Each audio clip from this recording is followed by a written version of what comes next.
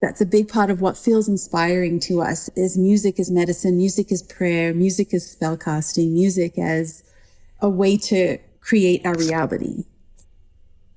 Yeah.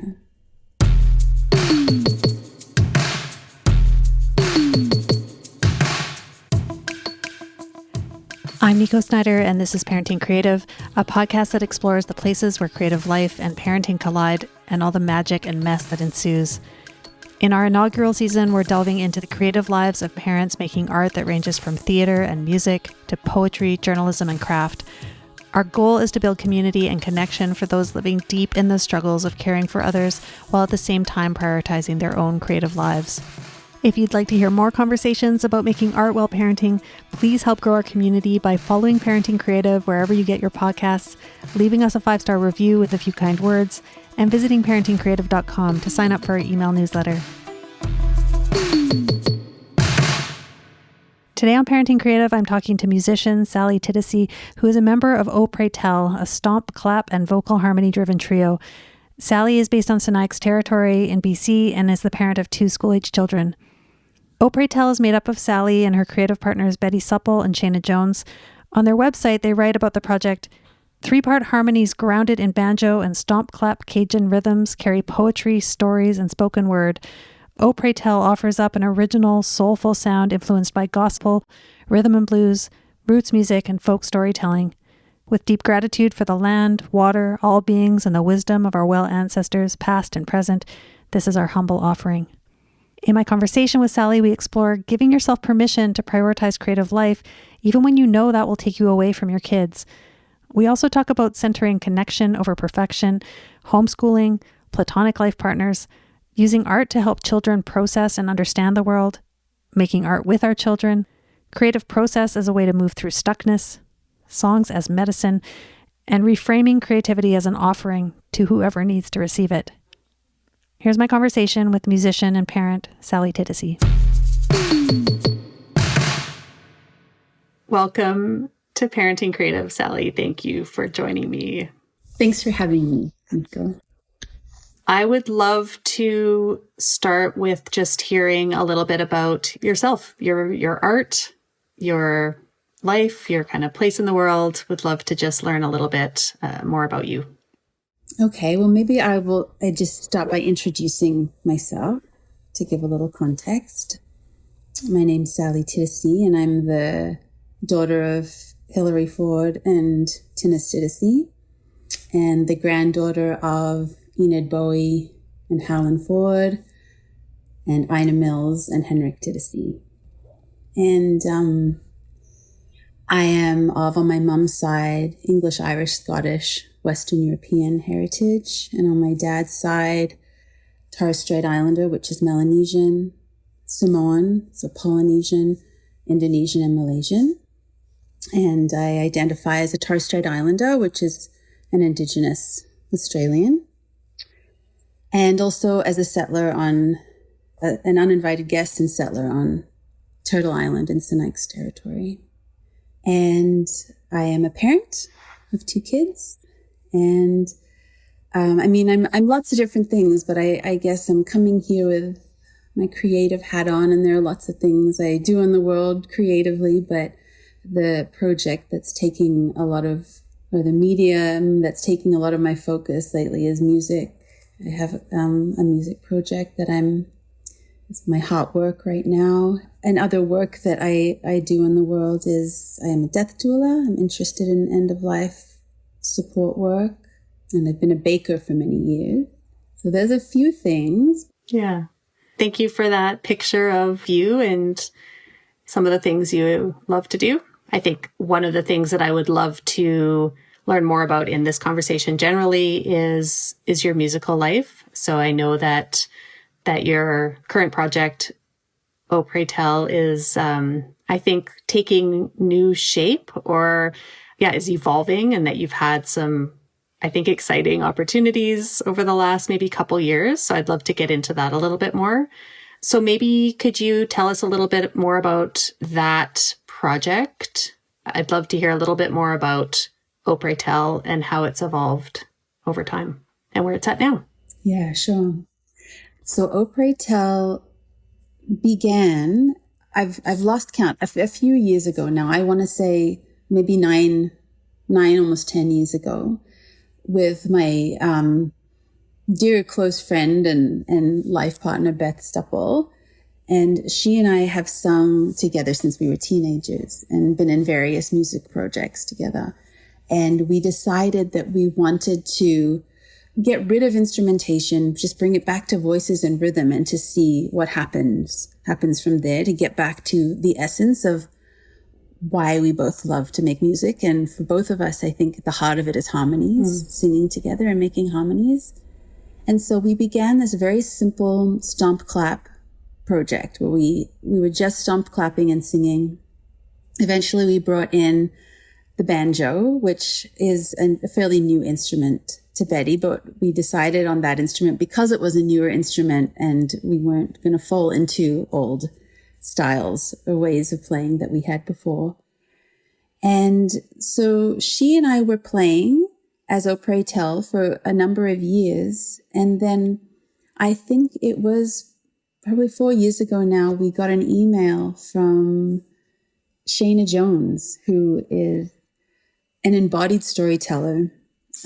She lives in Argenta, BC, and she is and not just a storyteller, an amazing actor.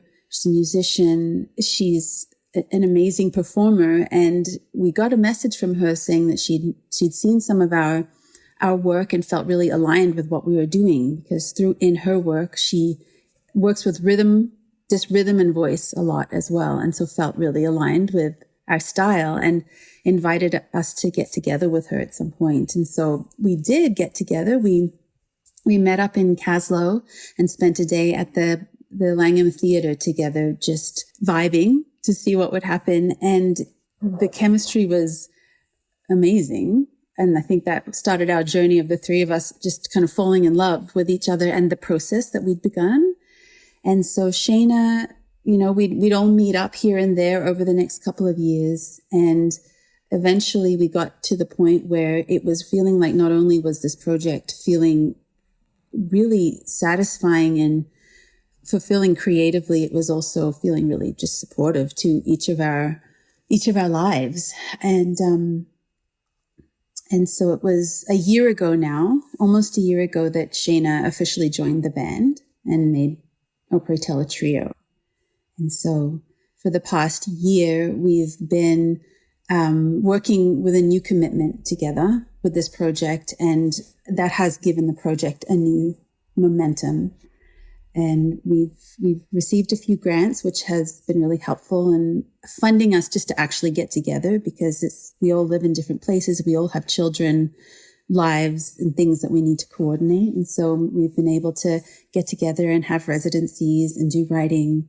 And we went on our first tour last August, which was a success. And we're going to go into our second tour as a trio this April. I got to see you on, I guess, your summer tour, got to experience you as a trio.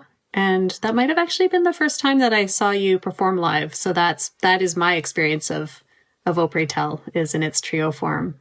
But yeah, that just your harmonies, the cohesion, but that beautiful coming together of voice, I feel like can hear something of the relationships in that sound that you create. Well, good. I think that's what we're feeling, and that's why we like it so much. Yeah. Yeah. And I think Shayna feels like this miracle that we've always wished for a third. And so it has felt like this miracle of her showing up, and not just creatively feeling like we jive, but in all the ways. Like Shayna's just slotted right in. If you want to discover more about the miracle that is Shayna Jones, we're going to link out to her website, wearestoryfolk.com, in our show notes. You've mentioned Beth as a really central person in your life and your creative life. And I'm curious about, well, one basic thing, I'm curious when you came to Canada. Like you talked about that your relationship with Beth has gone back since you were teenagers. And I'm curious, like, what actually brought you to Canada? I don't know that about you. Mm-hmm. Well, my mom was Canadian. Okay. And so she went to Australia back in the 70s at a time when Australia was importing teachers. They didn't have enough teachers. So they were paying teachers from around the world to come. Okay. And so she ended up in Australia on that wave and ended up in this far off place, Thursday Island in the Torres Straits, where my dad lived. So that's how they met. And so when I was a kid, my mom sorted out citizenship for my sister and I in Canada. And so once I was done school, I was about to start university in Australia, and then I just made an impulsive decision to not. And my dad bought me a ticket to Canada for something to do. I was just in a bit of a stuck place, and things weren't feeling like they had flow and weren't feeling right. And so he just offered for me to come on a trip. He bought me a ticket. And so I just came, and I was 19 at that point. And I had some family here. I still have family here on my mom's side, and had cousins to come and visit and stay with. And so I did that. And I ended up out in the Rockies working at a lodge, like lots of Australians do. And that's where I met Beth, and I met her the first summer that I was in Canada. And so that was 2001. And we hit it off right away. So at that point, I was 19, she was 17. Wow. Yeah. And so that was the beginning of our life together. Yeah. And that was the first time we performed. I remember performing with her in the dining room of the restaurant that we both worked in. And things have evolved and moved. We ended up both living out in Victoria together for quite a few years. And so we have a lot of community base out there. Yeah. So that was 24 years ago now. So my understanding is that you have made some adjustments, like you're talking about this kind of renewed or, a commitment to this project in its current form. There's some grants, there's some tours. I know you've released some new music, I think recently. So I'm curious, what I understand is that you've made some significant shifts to your, I guess, how you've set up your life as a parent and a partner, and in order to prioritize this part of your life. And I'm wondering if you could talk about that. Anything you have changed in order to kind of prioritize your artwork more, and what's that looked like for the rest of your life? Mm-hmm. That is true. There have been some changes that really needed to start from initially it started with me being able to give myself permission to pursue something that isn't and hasn't been, and I don't know if it ever will be, but hopefully at some point will be something that is financially sustainable, that sustains itself. It feels like a big leap and a risk jumping into a creative project this way and dedicating so much time and energy to it. And especially for me now at this point in my life as a parent of two children, I have a 10-year-old and a 7-year-old who I homeschool. And so my kids are very, they're very close. I've kept them very close, and up until the last year, really hadn't spent any time away from them. And so it's felt difficult to get my mind around that piece of giving myself permission to have these bouts of time away from them when I'm in a writing retreat or I'm on the road. That feels hard. I have a lot of separation anxiety, but that's been a thing that I've realized is a thing I need to overcome if this is something I'm going to pursue. So that was, I think, the first big step for me, was to start making plans that I knew would take me away from them for bouts of time. Yeah. And the other members of my band also have children, and so are arranging, needing to arrange their lives around that as well. Betty, who is in the band with me and also is like a close lifelong friend, has a 1-year-old. So often we're combining forces and figuring out what to do with all the children. So, for example, this weekend we have a band intensive. This weekend we're putting aside to do some visioning and some grant writing for the upcoming year. Yeah, and so it's ends up being a bit of a community effort as to how we manage the childcare. The way that I'm set up is it's, I guess, a little bit of an alternative, scenario. I have my partner, Rob, who I live with, who is the father of my kids. And we're here co-parenting, live together. And there is a lot to facilitate just with having kids who are homeschooling and having activities to go to. I also have my Betty, who is like a platonic life partner. We make our life plans together. We support each other in raising our kids. She's here and is, really part of that scene. She migrates and moves around a lot, but is here a lot of the time, or some of the time. And when that's happening, we're able to combine efforts and support each other to spell each other off with the kids. So sometimes she'll take the kids while we do a thing and vice versa. You referred to as your platonic life partner, and I love that. Yeah, it really, that has felt really solidified since we've had kids for me, I think, really realizing the importance of that friendship and relationship. And we're also creative partners, and we've really grown together in so many ways. And it's amazing. We often marvel at how our paths have stayed, they've kind of crisscrossed here and there, but they've stayed fairly parallel our whole lives. We've really evolved, kept up with each other. So I can't really imagine life without her. Yeah. And then I also have another partner. I have another romantic partner so we're in kind of a poly setup where this partner is also really helpful and supportive with all the children as well. So for example, this weekend, he's going to be taking all the kids on Sunday so that we're able to have our intensive, and then Rob's taking the kids on Saturday. So I guess what I'm trying to say is that and my hope is that as this continues is that this sense of community is the thing, especially with the children feel like the big thing for me. That's like the sticking point. If it was just me and I was trying to pursue this project, there would be just a lot more. I wouldn't feel the same level of needing to be accountable for my movements as much. But I really do want to make sure that my kids feel stable and held, knowing that I'm going to take time away from them. And so having a sense of community around them in this way has felt really important, and has also allowed me to feel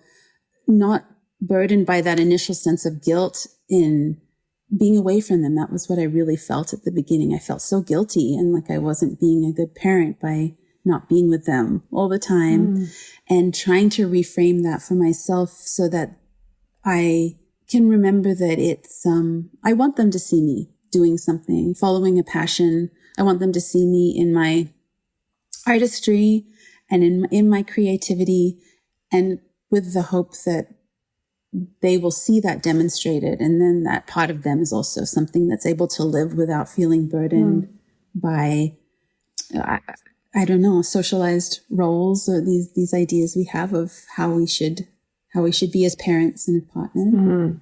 Yeah, to sum it all up, it's really just had to be a mind shift for me to be able to give myself permission to be able to take time to give to a project like this. And also it's taken a lot of support from the people around me who love me and my kids. Yeah. Yeah.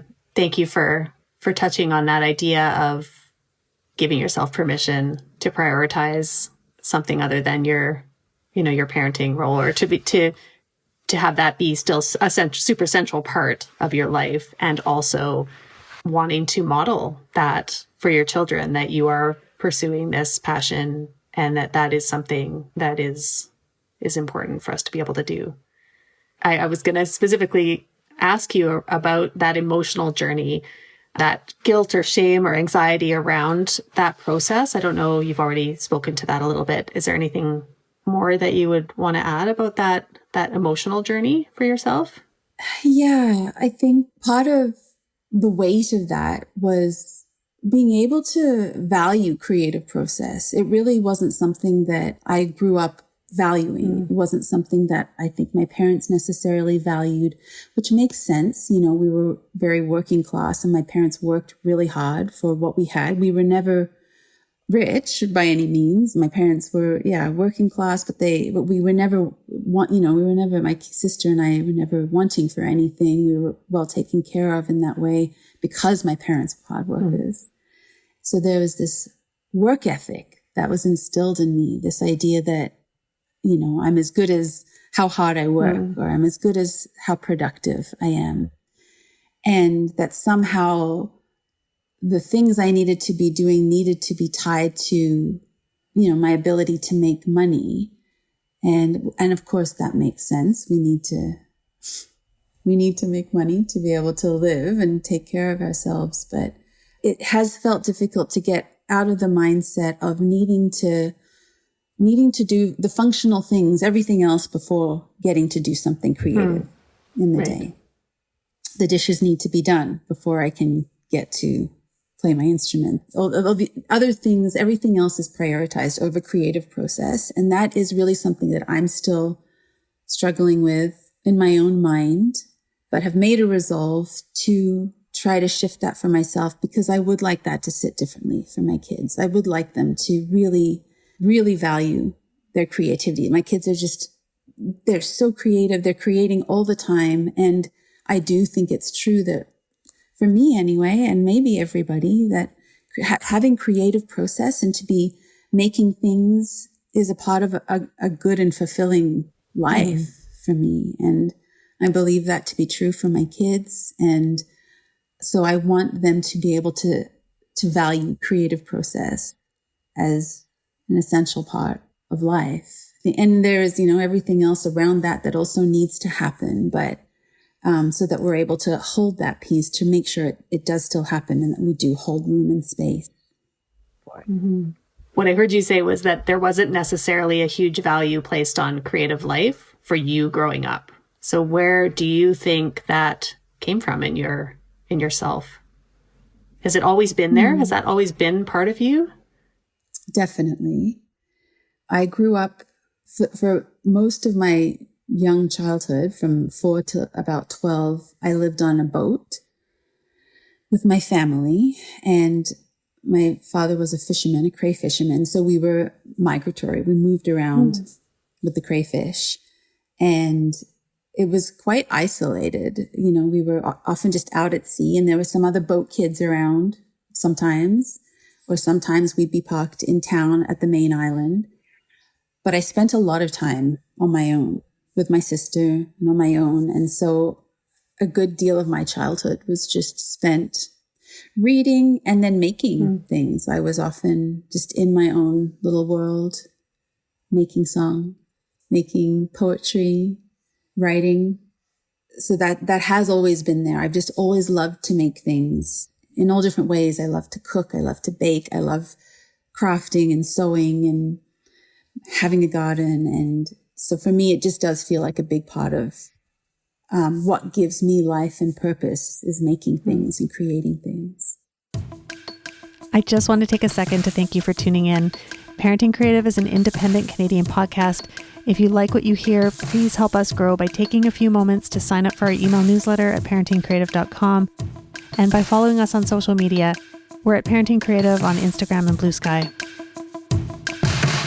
I'm also curious to hear a bit about how your art is reflected in your parenting. So, and I just want to share a story of my experience of your art. You were doing some shows in the summer. It was right around the time that we were having some really significant and terrible wildfires right around our homes that were impacting us and our community. And some of your shows I know had to be canceled, and it was like not a great moment.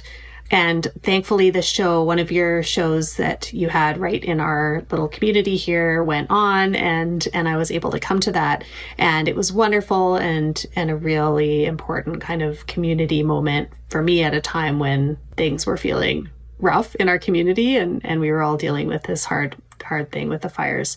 But at your show, there was a song that you performed that was specifically about the fires, and I think, and our need for rain. And it felt like it was kind of a processing of the situation and some of the fear and grief of that situation.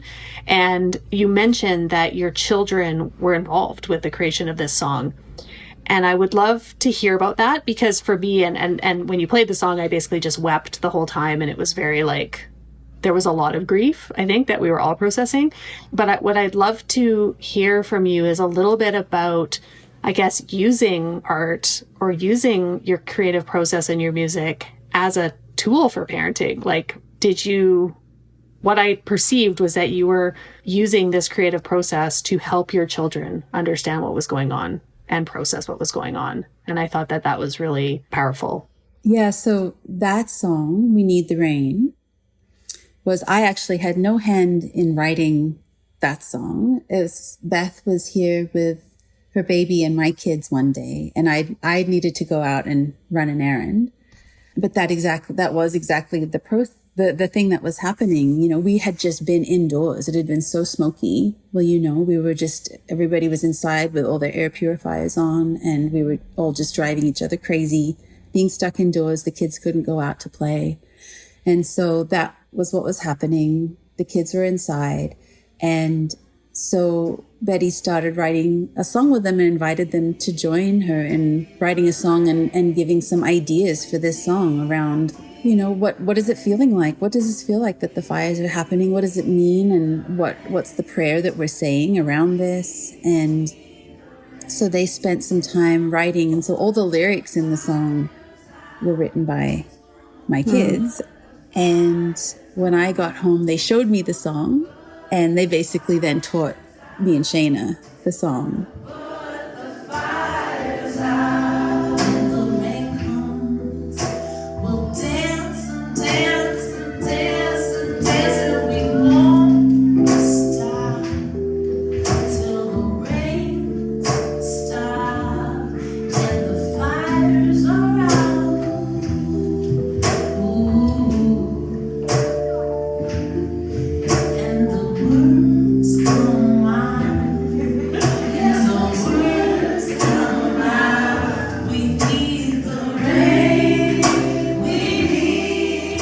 Realized that there was really good potential for a sing-along piece in that song. And yeah, it's interesting you give that feedback. We got that feedback from several people after playing that song in the Kootenays during this time, because everybody was holding so much grief and anxiety, and there was so much unsteadiness. And, you know, the lyrics of the song are very just kid-like. They're very literal and kid-like. And we need the rain. They're going to put the fires out. And then the piece of being able to sing collectively together as just a moment of feeling some solidarity and some healing and expression, movement of some of that feeling felt really good for me. And I think for lots of people who got to do that with us. And so it felt so medicinal.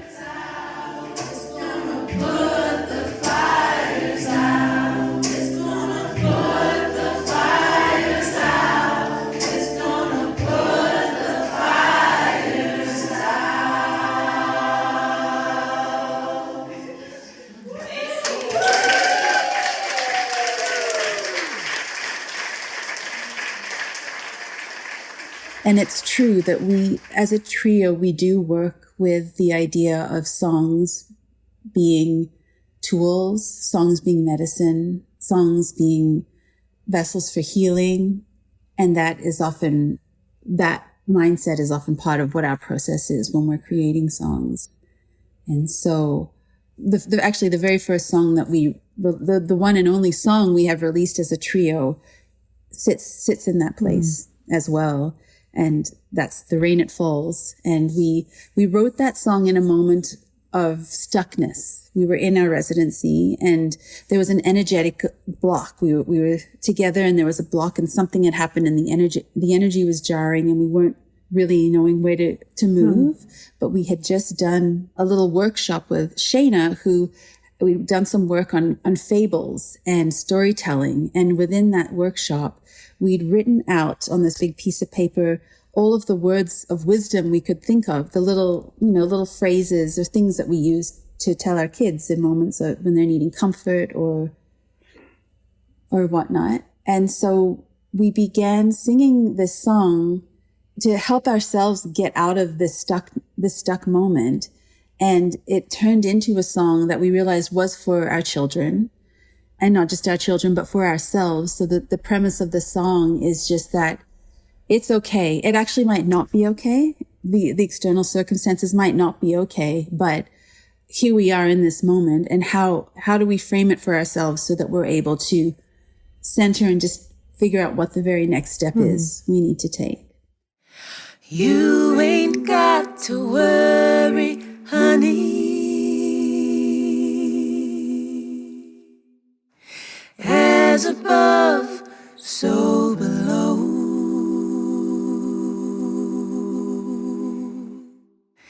Everything in good time, honey. Flowers wither, weeds grow. I know you're disappointed, honey. Things aren't going as you dreamed. Well, I've been there before. And so that song has been a song that we as a band, as a trio on tour, there were many times on tour where things were feeling hard, and we would use that song as a tool to bring ourselves back into the moment, to bring back and remember that small is all, and we just need to think about what the very next thing is to do. It is okay. It is okay. And because the next thing to do is this. So yes, that's a big part of what feels inspiring to us, is music is medicine, music is prayer, music is spell casting, music as a way to create our reality. Yeah, I mean, that's really beautiful. I think another word that I've heard you use to describe your music is as an offering. And I feel like, certainly as somebody who's benefited from the medicine of your music, I feel like it's medicine for your audience.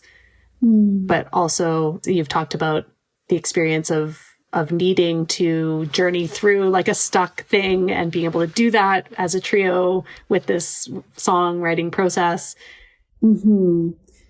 That idea stems back to, in our young days, Beth and I would busk a lot on the street. I had terrible, terrible stage fright, and felt really paralyzing, and it was really hard for me it was something I really wanted to move through, and I started busking. And so we would do that together. We'd busk a lot. And I remember there was a day where I was really feeling stuck and just feeling paralyzed and not able to sing a song. I don't remember the specific situation, but I wasn't feeling free to do it. I was feeling all frozen up. And Beth said to me,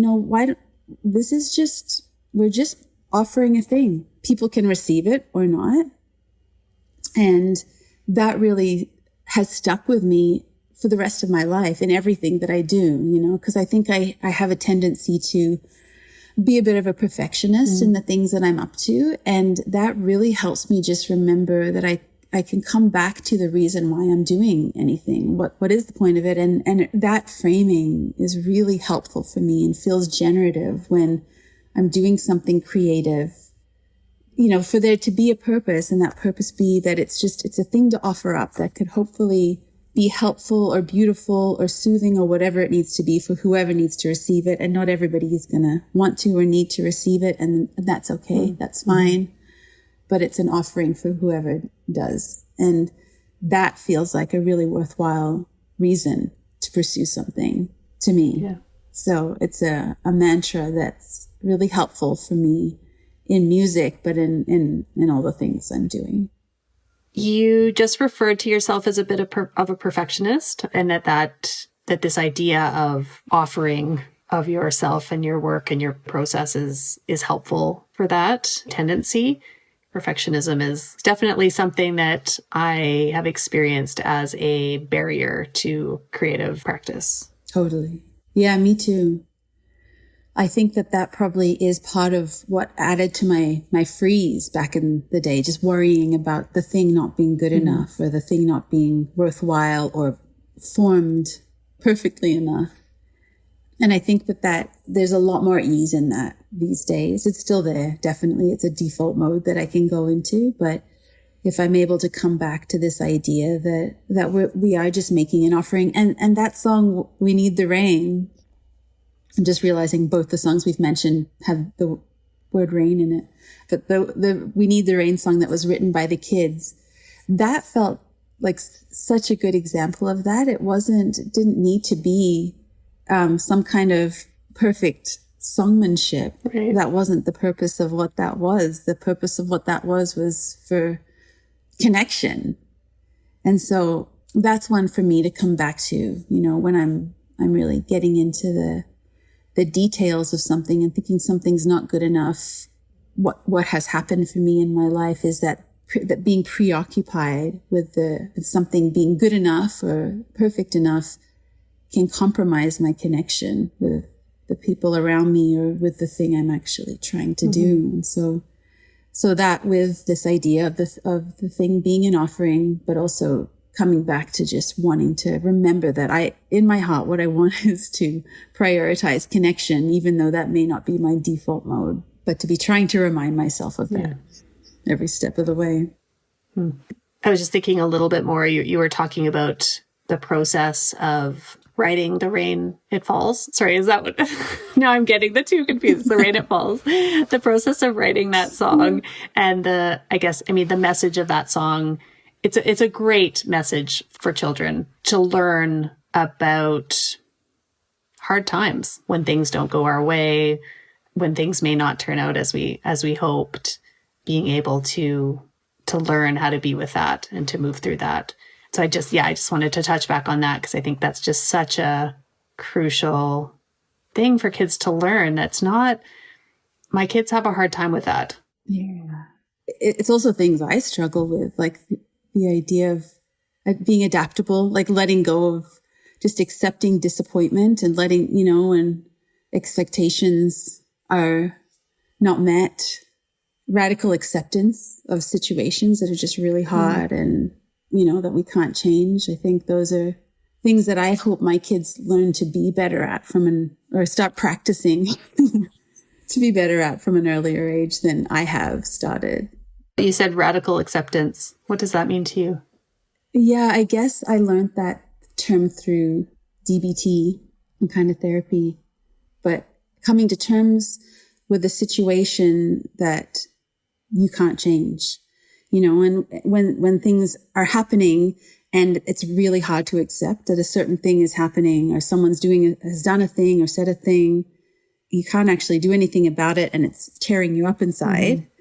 But finding a place to be able to, even if you don't condone the thing or the thing, you don't wanting to justify the thing that's happened, being able to hold that and also hold the fact that it is what's happening or it is what has happened. Right.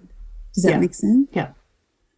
In order to be able to get your mind to a place to understand what to do next rather than feeling just stuck in the not being able to accept that this is the thing that's happening. Yes. Yeah. The injustice.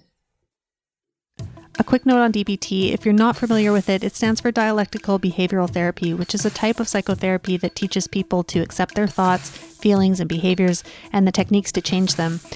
DBT is based on CBT, or cognitive behavioral therapy, but it focuses more on the emotional and social aspects of living. We'll share out some more information in our show notes. My kids are pretty much the same age as your kids, and the degree to which life is so busy and just so kind of relentlessly, there's always more that either has to be done or that, constantly try to understand how to prioritize all the things when there's not enough time, right? There's not enough time to do like the basics of the day, I feel.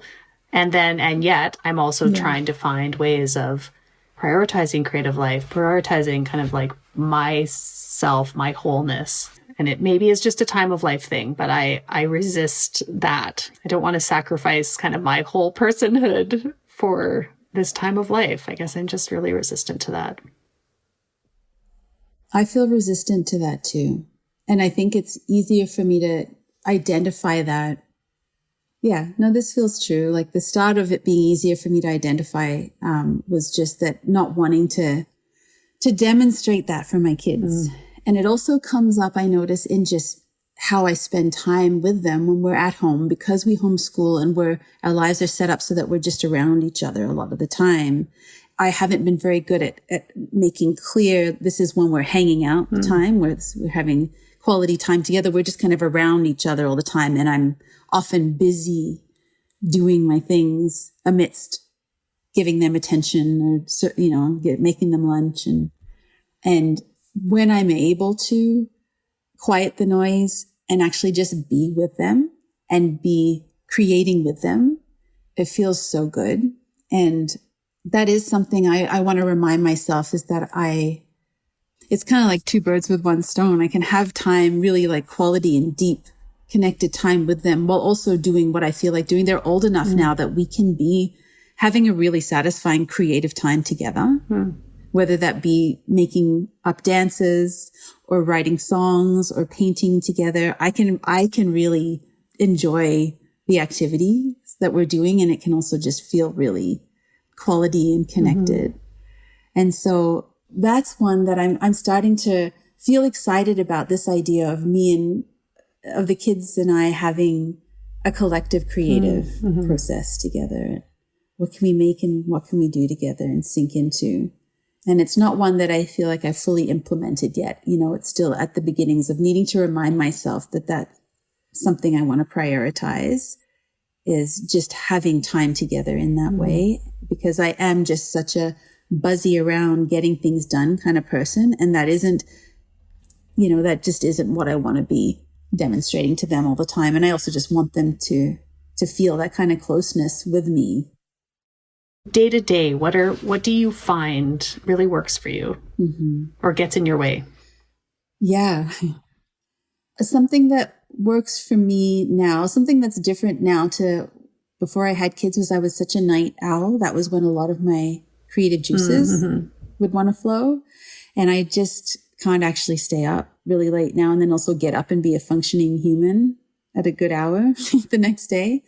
So what I notice now is that getting up early is before my kids sleep in.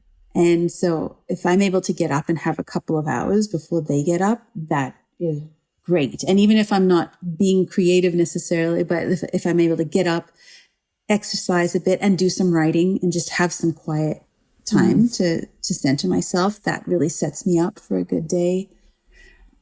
The way that Rob and I have set ourselves up this past school year to try out is we've divided the week up so that I'm responsible for all kid functions for half the week and he's responsible for the other half of the week. And so the week that we're not on kid duties, we're usually around, but we're just not necessarily the ones in charge of laundry and meal prep and that kind of thing and facilitating kid activities. And so, that setup we're finding has its pros and cons. The pros being that there's this chunk of time, 3 days of the week, that I'm able to be free of my home duties and it feels a lot easier to give myself permission than to take a bunch of hours and practice, to have band practice or write. And something else that's new for me this year is that I have a little studio, which is away from the house. And so I'm finding that helpful to have a different place to go.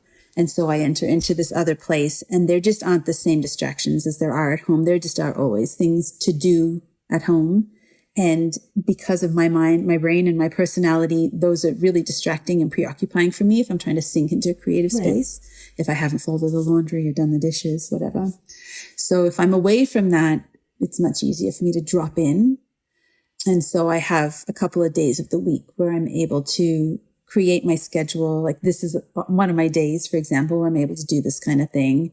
So that's a scheduling piece that we're trying out this year. And that has allowed me to have chunks of time that I can go away. And, before that, it was sort of a lot more just backy forthy with the kids throughout the day. And I'm finding there's benefit to having a day to do something and to get into something. Yeah. And then something else that's been feeling helpful that's just fairly new is doing kind of a group meal prep, a weekly meal planning and then group meal prep on Sundays with our whole crew, the kids playing and being here, and then just cutting up all our vegetables and getting a pot of something made and our sauces made so that through the week, that's just not a thing that we're needing to spend hours doing. And I found that feels very new to the schedule, but I found it really helpful the last couple of weeks. Cool. Yeah. I would like you to be able to share anything that's upcoming with Au Pray Tell or anything else that you are working on in life? How can people find you and support your projects? Yeah, what would you like people to know? Well, thanks for asking. Au Pray Tell has quite an extended tour coming up, and that's going to be happening starting at the end of March and going through April. We'll be touring in the East Kootenays, the West Kootenays, then the Lower Mainland, and then the islands. And so if those are areas that you live in, you can follow us and you'd like to come to a show. And even if you don't, you'd like to just follow what we're up to. We're on Instagram at Au Pray Tell and Facebook. And those are probably the two best ways to follow us. A more direct way would be, if you're not on social media, would be just to sign up for our newsletter, which is very infrequent and will only come out when there are specific things like tour dates to tell or new releases to tell about. And you can just go to our website, aupraytell.com, and sign up for that. Those are the main things. We're feeling pretty excited I know I'm feeling excited to be performing and be interacting with people and audiences again. Awesome. Cool. Well, I hope that this will time out. I'm not sure exactly when I'll be releasing any episodes yet, but hopefully it will time out to be able to let people know about those shows that are coming up. Is there anything that you'd like to talk about, things that you feel like are kind of central to you, your worldview, your parenting, your art, that you want to touch on before we kind of get ready to start wrapping up? As I do this, as I embark on this journey, I've met so many people who are in a similar, also parenting and also trying to figure out how to be themselves and how to find their own way and stay a whole person while also being there for their kids. And, so I think just feeling grateful that you're doing this, that this is a project you're pursuing. And I feel really honored to get to be in the first leg of this journey with you. It feels I'm really excited to listen to the other interviews, because I also want to know how other parents are doing it. Before this, it was hard for me to believe that I could be a parent and an artist at the same time. And it's certainly not easy, but people are doing it. And so I think this feels important, that these ideas and information, stories and ways are being shared so we can all benefit, so our kids can benefit. Yeah.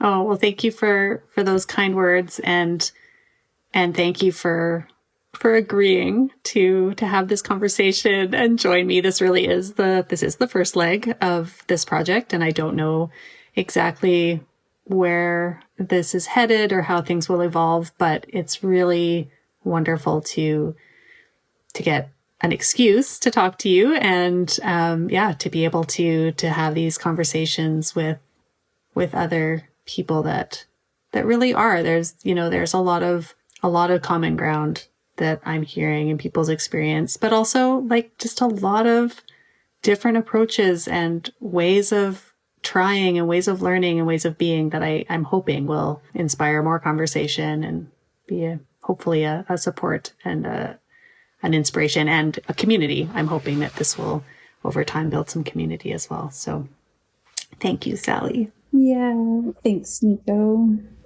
You could try to break it, but you can't have it. It belongs to the free. Our freedom is dangerous to you, motherfucker. Our freedom is dangerous to you. Our freedom is dangerous to you. I want to give another huge thank you to Sally Titasey for joining me on Parenting Creative and sharing her beautiful wisdom and music. I also want to thank Au Pray Tell for their permission to use clips from their songs The Rain It Falls, We Need the Rain, and Salt Around the House. If you want to hear more conversations about the alchemy of parenting and creative life, please help the podcast grow by visiting parentingcreative.com to sign up for our email newsletter. And if you're able, by becoming a founding member of Parenting Creative. You can find out more information about that on our website or in the show notes. I also want to give credit to my partner in parenting and podcasting, Jeremy Sauer, for all his work to make Parenting Creative sound great, and to Natural Sympathies for the use of her song Hello as the Parenting Creative theme song. The song asks, "Is anyone out there?" And I hope that you are. Parenting Creative is recorded and produced on the traditional and unceded territory of the Sinixt in BC's Slocan Valley. Thanks for listening, and I'll see you again soon. No, we don't know just where we're going, but we're bringing all